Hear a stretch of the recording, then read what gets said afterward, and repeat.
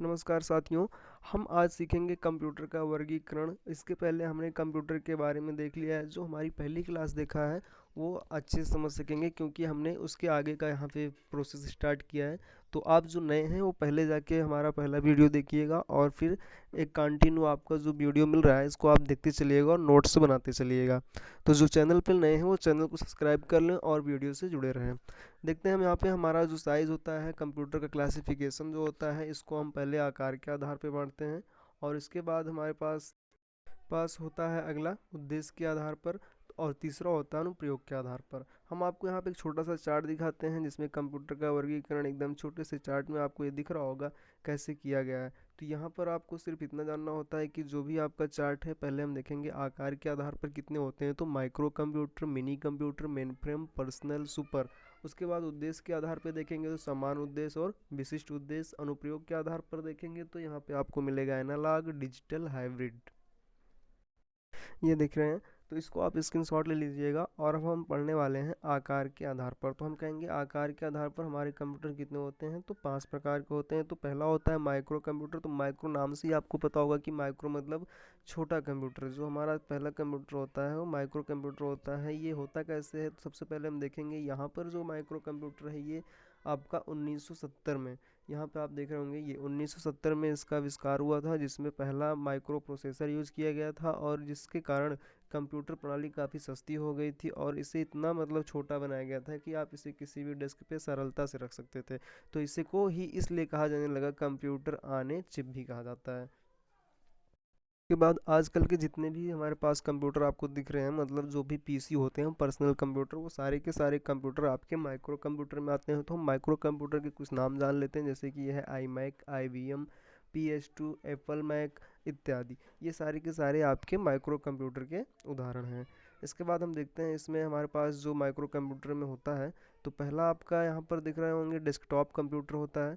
तो desktop computer भी आपका एक माइक्रो कंप्यूटर का उदाहरण ही है। यहाँ पे हम ज़्यादा विस्तार नहीं जानने वाले हैं, सिर्फ हम कंप्यूटर के नाम जानेंगे। तो डेस्कटॉप कंप्यूटर आपका जो होता है ये आपका माइक्रो कंप्यूटर में आता है। और इसी के साथ हम देखेंगे तो हमारे पास लैपटॉप होता है। तो लैपटॉप भी आपका माइक्रो कंप्यूटर में आता है। आपको पता है कि इसे नोटबुक भी कहा जाता है, तो इसको आप नोट कर लीजिएगा। नोटबुक हम किसे कहते हैं, तो लैपटॉप को ही नोटबुक कहते हैं, ठीक है। इसके बाद होता है पोएम टॉप, ठीक है। ये क्या होता है, ये भी एक लैपटॉप होता है जो कि पोर्टेबल होता है और ये हैंड हेल्ड होता है। इसका मतलब ये होता है जैसे कि आप टैबलेट वगैरह का नाम सुने होंगे, तो सेम टू सेम वैसे ही होता है और लैपटॉप जैसा वर्क भी करता है, ठीक है। इसके बाद होता है टैबलेट पर्सनल कंप्यूटर। ये भी आपको पता है कि टैबलेट जो होता है कंप्यूटर का एक सॉफ्टवेयर, एक नोटबुक की जैसे होता है, लेकिन ये नोटबुक नहीं होता। इसमें क्या होता है, ज़्यादातर जो भी कंप्यूटर का जो भी काम होता है वो स्क्रीन पे होता है। जैसे कि आपका फ़ोन होता है सेम टू सेम ऐसे होता है, बस थोड़ा सा ये मोबाइल फ़ोन से बड़ा होता है। इसके बाद होता है पर्सनल डिजिटल असिस्टेंट, जिसे हम कहते हैं पीडीए, ठीक है। ये भी आपका माइक्रो कंप्यूटर है। इसके बाद होता है वर्क स्टेशन, और ये भी आपका जो होता है वर्क स्टेशन, ये भी आपका माइक्रो कंप्यूटर है। अब हम देखने वाले हैं मिनी कंप्यूटर। तो मिनी कंप्यूटर जानेंगे क्या होता है। मिनी कंप्यूटर में आपको सिर्फ इतना पता होना चाहिए कि जिसकी जो भी आपका कंप्यूटर होगा वो आकार में इन कंप्यूटरों से कीमतों में और तुलना में सबसे अधिक होगा, मतलब इन जो हम इनको पढ़ें इनसे अधिक होते हैं, ठीक है।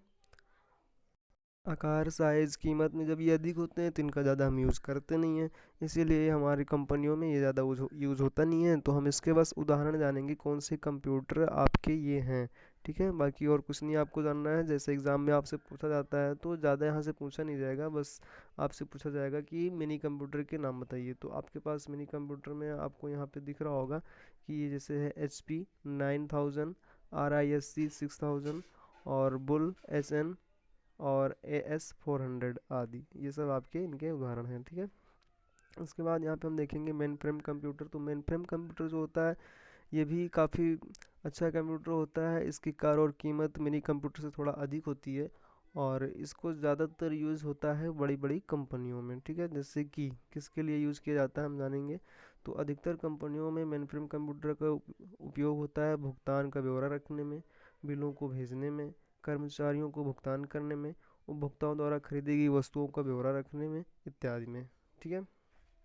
इसमें जो कंप्यूटर होते हैं उनका नाम होता है क्रेफर्स्ट, CDS, cyber, IBM 4381, ICL 39, UNIVAC 1110 आदि। ठीक है। इसके बाद होता है सुपर कंप्यूटर। सुपर कंप्यूटर आप जानते ही होंगे सुपर कंप्यूटर क्या होता है। तो सुपर कंप्यूटर जो होता है सबसे पावरफुल और सबसे ज़्यादा संग्रह क्षमता वाला होता है। ये कंप्यूटर होता क्या है, सबसे पहले इसका निर्माण हुआ था कहाँ पे, हम देखेंगे इनका आकार एवं एक आकार समान कमरे के बराबर होता है। विश्व का प्रथम सुपर कंप्यूटर क्रे रिसर्च कंपनी द्वारा, ये इंपॉर्टेंट है नोट करिएगा, क्रे रिसर्च कंपनी द्वारा 1976 में विकसित क्रे वन, ठीक है, क्रे वन था। ठीक है। भारत के पास एक सुपर कंप्यूटर था जिसका नाम क्या था, परम। याद करिएगा जो पहले आपका कंप्यूटर बना वो था क्रे वन। ठीक है। और भारत का पहला पूछा जाए तो वो परम।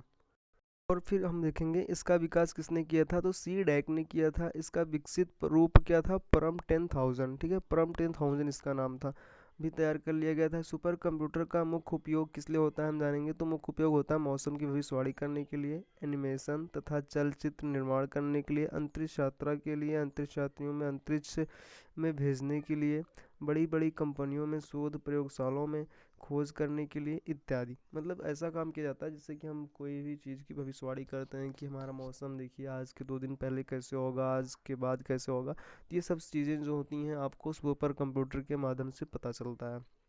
अब हम देखेंगे यहाँ पे इसके कौन कौन से वो हैं। तो सबसे पहले आपका परम है, फिर परम 10,000 है, क्रे वन है, क्रे टू है, NEC 500 आदि। ठीक है।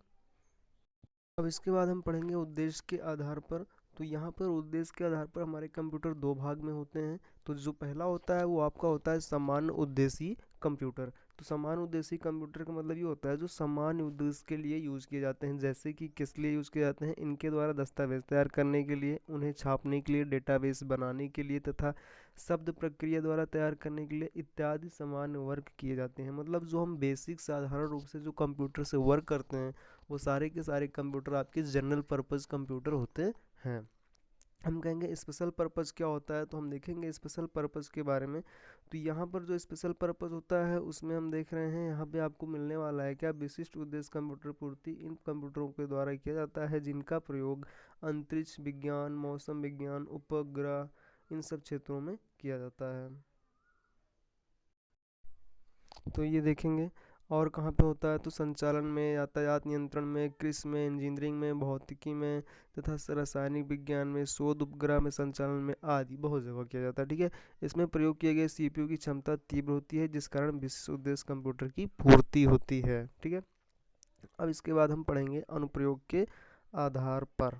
तो यहाँ पर अनुप्रयोग के आधार पर आप देखेंगे तो आपको मिलने वाला है सबसे पहले एनालॉग कंप्यूटर। तो एनालॉग कंप्यूटर क्या होता है, तो हम जानेंगे एनालॉग कंप्यूटर वो कंप्यूटर होते हैं जिनसे क्या होता है, तापमान, लंबाई, पारे इत्यादि को मापकर अंकों द्वारा प्रस्तुत किया जाता है, उसी को हम एनालॉग कंप्यूटर कहते हैं। ठीक है। हम कहेंगे कैसे, तो हम कहेंगे जैसे कि इंजीनियरिंग वर्क्स होते हैं हमारे पास, जैसे स्पीडोमीटर होता है तो ये क्या बताता है, स्पीड बताता है, किसकी, गाड़ी वगैरह की स्पीड बताता है।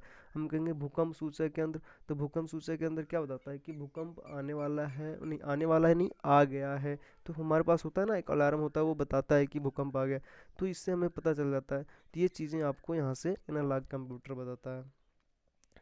इसके बाद आपको मिलेगा डिजिटल कंप्यूटर। तो हम कहेंगे डिजिटल कंप्यूटर क्या होता है, तो डिजिटल कंप्यूटर का मतलब होता है जहाँ पे जीरो और वन।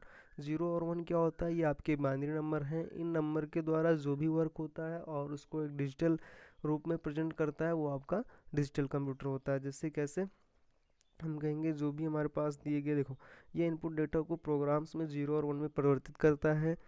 इन्हें इलेक्ट्रॉनिक रूप में प्रयुक्त करके डिजिटल रूप का उपयोग करके घर के बजट एनिमेशन विस्तृत रूप से किया जाता है। इसके उदाहरण डेस्कटॉप कंप्यूटर, लैपटॉप कंप्यूटर। ठीक है गाइज। इसके बाद होता है हाइब्रिड कंप्यूटर। तो हाइब्रिड कंप्यूटर क्या होता है हम जानेंगे, जिनमें एनालॉग डिजिटल दोनों कंप्यूटरों का गुण सम्मिलित होता है, उससे हम हाइब्रिड कंप्यूटर कहते हैं। मतलब ऐसे कंप्यूटर जो भौतिकी गणनाएं भी करें और जीरो और वन को परिवर्तित करके डिजिटल रूप में भी प्रेजेंट करें। ठीक है, वो कंप्यूटर आपका क्या होता है, हाइब्रिड कंप्यूटर होता है। तो हम देखेंगे हाइब्रिड कंप्यूटर का यूज़ कहाँ पे होता है, तो इसका यूज़ होता है चिकित्सा के क्षेत्र में सर्वाधिक, है ना, सबसे ज़्यादा चिकित्सा के क्षेत्र में हाइब्रिड कंप्यूटर का यूज़ किया जाता है। उदाहरण क्या है, ECG और डायलिसिस मशीन। हम देखेंगे कंप्यूटर का यूज़ कहाँ कहाँ पे होता है। तो आपको पता है कि शायद ऐसा ही कोई जगह होगा जहाँ पे कंप्यूटर प्रयोग ना होता होगा, बाकी हर जगह कंप्यूटर का यूज़ होता है। तो सबसे पहले आपका होता है शिक्षा में, एजुकेशन में आपका कंप्यूटर यूज़ होता है। और उसके बाद आपका होता है बैंक में, जो कि बैंकिंग कार्य को किया जाता है। उसके बाद आपका होता है संचार में। संचार मतलब कम्युनिकेशन, मतलब कम्युनिकेशन का मतलब क्या होता है, जो हम टेलीफोन वगैरह जैसे कि हम कॉन्फ्रेंसिंग द्वारा बात करते हैं, तो ये सब सारी चीज़ें संचार में होता है। इसके बाद होता है चिकित्सा में। चिकित्सा क्या होता है, चिकित्सा का मतलब होता है जैसे कि हमारे पास रोगों की जानकारी होती है, जिसे हम कहते हैं हॉस्पिटल्स, ठीक है। तो वहाँ पे हमारे कंप्यूटर द्वारा ही तो हमारे बॉडी पार्ट्स चेक होते हैं, जैसे कि बहुत सारी मशीनें होती हैं। इसके बाद होता है वायुयान तथा रेलवे आरक्षण में। तो आप जान ही रहे हैं टिकट्स वगैरह बुक होते हैं कैसे हमारे, और कंट्रोलिंग कैसे होती है, हमें कैसे पता चलता है कि हमारी रेलगाड़ी कहाँ है। और वैसे ही आपको मनोरंजन में। और उसके बाद आपका प्रशासन में। प्रशासन में हम कहेंगे कैसे, तो प्रशासन का मतलब ये होता है कि हम कंप्यूटर के द्वारा ही कई जगह पे अपनी सिक्योरिटी हम रिजर्व करते हैं। इसके बाद होता है सुरक्षा में। और वाणिज्य में हम कहेंगे वाणिज्य क्या होता है, तो वाणिज्य मतलब कॉमर्स, ठीक है। जैसे कि बैंक और दुकान, क्रेडिट कार्ड, ये सब चीज़ें आपका कहाँ से होता है, कंप्यूटर से ही होता है। इसके बाद होता है विज्ञान और इंजीनियरिंग क्षेत्र में। उसके बाद होता है उद्योग में, इंडस्ट्री में जिसे हम कहते हैं। और उसके बाद होता है ई कॉमर्स में, ठीक है। ई कॉमर्स का मतलब होता है इंटरनेट द्वारा जो भी आप व्यापार करते हैं, जो लेन देन करते हैं, उसे हम ई कॉमर्स कहते हैं।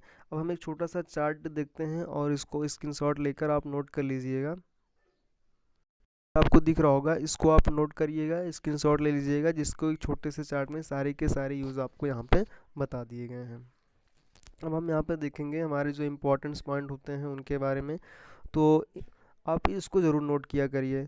डिजिटल घड़ी में माइक्रो कंप्यूटर पाया जाता है, सबको पता है, इसको आप नोट करिए। सर्वप्रथम पंच कार्ड का प्रयोग जोसेफ मेरी ने किया था, इसको भी नोट कीजिए आप। इंटीग्रेटेड सर्किट मतलब आईसी अर्धचालक पदार्थ सिलिकॉन या जर्मेनियम के बने होते हैं।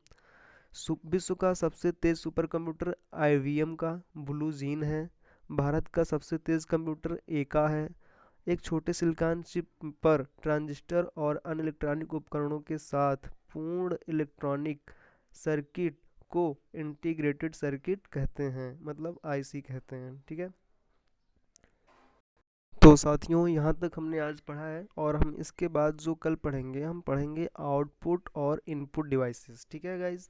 तो आपको वीडियो कैसे लग रहा है, एक बार इसको ज़रूर बताइएगा, और ज़्यादा से ज़्यादा शेयर करिए, लाइक करिए, सब्सक्राइब करिए, और सारे वीडियोज़ आपको प्लेलिस्ट में मिल जाएंगे।